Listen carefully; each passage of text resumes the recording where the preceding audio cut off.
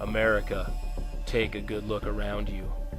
Things are not right in this beautiful nation of ours. Over the past half-century, we have seen a steady decline in the values and principles that once made our country the greatest on earth. Not long ago, we were an independent, self-sustaining nation. Industry and technology were booming. The steel mills of Pennsylvania were employing thousands and providing our nation with the materials it needed. The Detroit auto factories were flourishing. People had good-paying jobs, houses, cars, and retirement savings.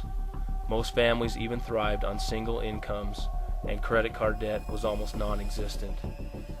In the late 1970s, the United States was the world's largest creditor. In less than 20 years, we became the world's largest debtor. Our national deficit now stands at $1.3 trillion and is projected to be at $1.5 trillion by the end of 2011. The U.S. dollar is on the verge of collapse. Our national unemployment rate is hovering around 10%, and millions more are underemployed, meaning that they don't earn enough to sustain themselves. Our jobs are being lost to foreign workers and illegal immigrants. The majority of our products and raw materials are being produced in China, India, Taiwan, and other foreign countries. Billions of our dollars are going overseas, and we wonder why our economy is struggling. Criminal activity is on the rise in many areas of the country. Hundreds of banks and large corporations are going bankrupt. Our government is spending billions of dollars it doesn't have to bail these companies out. Lawmakers continue to push legislation through Congress that is unconstitutional and threatens our democracy, our independence, and even our basic freedoms. Does anyone else see a problem with all of this? Our leaders tell us that things will be fine. We want to believe that's true, but our hearts know that it is not. It is easy to see, for those who choose to acknowledge it, that the road we're on is the road to destruction, and we're getting close to the end of the road. In good conscience, we believe that it is our duty to tell the truth and warn others. Imagine if your child or someone you loved was in imminent danger. Would you act to protect and save them, or would you sit back and hope for the best, hoping that they would be okay? What if you were a geologist and you knew that a volcano was about to erupt and that tens of thousands of people would be killed? Would you warn them or stay silent? What if you were the one being warned? Would you heed the warning or ignore it? Would you remain idle, ignoring the experts because you didn't believe that a volcano that had been dormant for centuries would erupt now?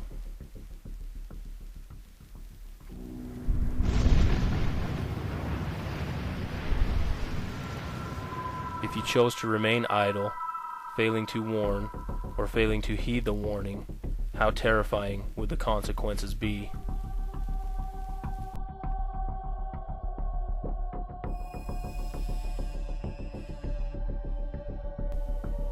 All of America is facing a great threat. We are here to warn you.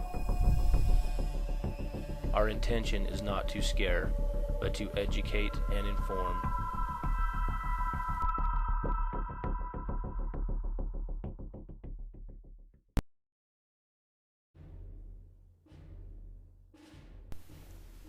On the morning of April 19th, 1775, 70 American colonial soldiers, known as Minutemen, confronted 240 British soldiers on the edge of Lexington, Massachusetts. A single shot buzzed through the morning air that day, the shot heard round the world. It was the beginning of the Revolutionary War and the birth of the greatest nation on earth. That event was the culmination of decades of British tyranny. The American colonists had grown weary of governmental mismanagement, unfair taxation, lack of representation, and a general lack of freedom. This oppression by the British government led to a series of events. First, it caused an awakening in the colonists. They recognized that their condition under British rule was worsening year by year. They realized that things could not continue as they were. The colonists began to communicate and share their discontent with one another. They began to share ideas about change and how government should be. They began to organize and revolt. Little by little, they began to unify until ultimately the people and the colonies united together. They understood that only as a united people could they defeat England, free themselves, and establish a government of the people, by the people, and for the people.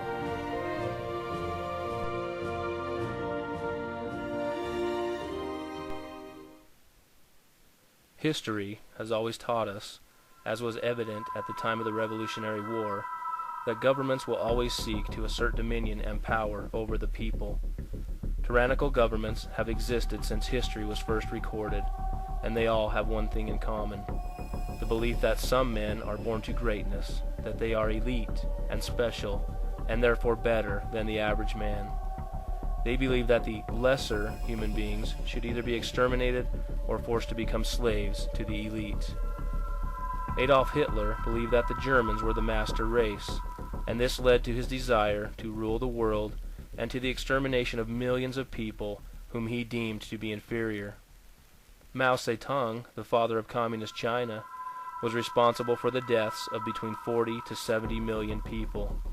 He deemed all of these people to be inferior and therefore not worthy of life. Joseph Stalin also caused the deaths of millions of his own people because they would not conform. These are just a few of the more recent, widely publicized examples, but there are hundreds of similar examples throughout history. History has also taught us that people have an instinctive desire and need to be free. This need to be free supersedes all other needs and desires. Those that experience this are willing to risk everything to achieve it. They will risk their very lives to have it. They understand that a life without freedom isn't much of a life. The time of the Revolutionary War is also a great example of this, and many of our founding fathers stood on this principle. Patrick Henry, in one of the greatest liberty speeches of all time, had this to say: "I shall speak forth my sentiments freely and without reserve. This is no time for ceremony. For my own part, I consider it as nothing less than a question of freedom or slavery. Should I keep back my opinions at such a time, through fear of giving offense, I should consider myself as guilty of treason towards my country, and of an act of disloyalty toward the majesty of heaven, which I revere above all earthly kings. Is life so dear, or peace so sweet, as to be purchased at the price of chains and slavery? Forbid it, Almighty God. I know not what course others may take, but as for me, give me liberty or give me death." When people begin to feel their freedom slipping away, or after they've endured the loss of freedom, many will stand up and fight for that freedom. Again, history has countless examples of courageous and moral people who have fought for freedom. Our founding fathers were considered extremists and traitors, and every one of them risked his life for liberty. The times we live in today are not much different than the times of the past. Remember the part about history repeating itself? The physical world has changed immensely over the past century with the advent of new technologies, but the nature of people over the past several thousand years has not. Adolf Hitler, Joseph Stalin, and Mao Zedong are all dead now, but there are countless others who walk the earth today that are just as godless and just as evil. Likewise, there are countless men and women of great moral character who follow the principles of God and who seek freedom, peace, and equality for all mankind. As long as people live on this planet, there will always be those that are wicked and self-serving, and there will always be those that are good. The struggle between good and evil is a never-ending battle. It is ignorant and naive to believe that all is well and that we have nothing to fear. History has taught us that there is always something to fear. There are always people who seek the destruction of freedom, the enslavement of society, and ultimate power over the people. Many of you will say that this is America and freedom has already been won, that the struggle is over, that there is nothing left to do. But the struggle for freedom is constant and never-ending. Winning freedom is the first step and arguably the easiest. Maintaining freedom is the greatest challenge of any people who have ever won freedom.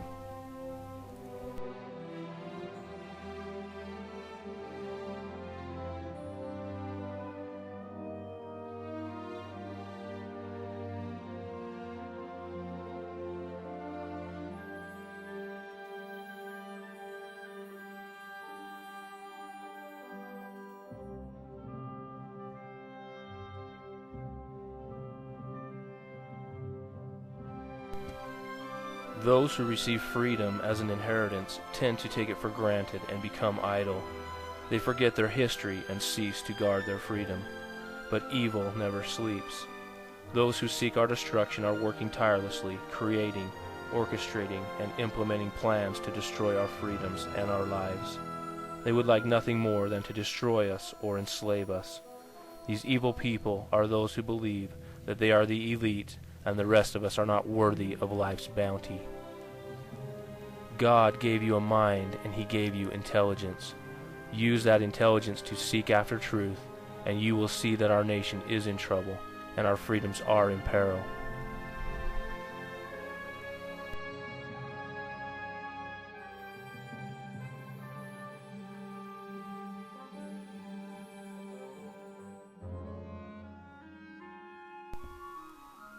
The truth is out there. It is in the open for everyone to see, but most Americans are not seeing it. Why? The answer to that question is one of the truths you must discover. If you look again at history, you will see that the greatest tools of the wicked are secrecy and deception. Hitler believed he was elite, the head of a master race. He sought to rule the world as the supreme power of mankind. He sought the extermination of anyone that didn't acknowledge him as such, as well as every person that was not a part of his master race. Do you think he would have been able to rise to power had his true character been known? In actuality, his first attempt to overthrow the German government and place himself as dictator failed miserably and landed him in prison. His Nazi party was not popular. He tried to force his ideals upon the German people, and they rejected him.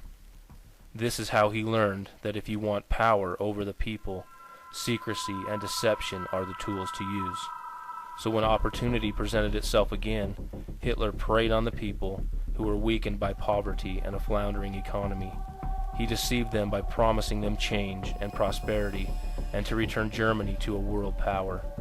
He kept secret his most sinister plans. This deception and secrecy blinded and brainwashed the people, to the point where they forgot truth and accepted lies. Ultimately, the votes of the people put Hitler and the Nazi Party in power. Once Hitler and the Nazis gained power, his lies and secrets were revealed, but it was too late. It is not too late for us, but we too are being deceived, and all of it abounds in secrecy. The United States of America, its people, and the Constitution are facing many serious threats right now. Fact: Barack Obama and other ultra-liberal congressional leaders are attacking the Constitution, destroying the fundamental principles and morals of this nation, and systematically steering our country towards socialism. The bills they have proposed and the legislation they have passed are undeniable proof of this fact, but of course they don't openly state that these are their intentions. Just like Hitler, they tell us what we want to hear, and as history repeats itself once again, too many of us are buying it.